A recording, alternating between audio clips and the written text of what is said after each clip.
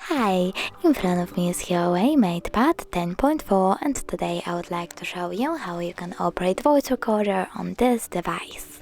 Firstly, find recorder and click on it.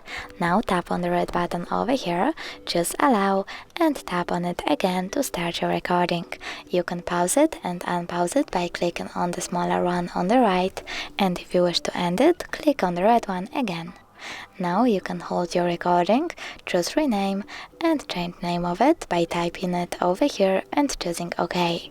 If you want to delete your recording, you can hold it the same way, but this time click on the bin icon in the middle and save it by tapping OK.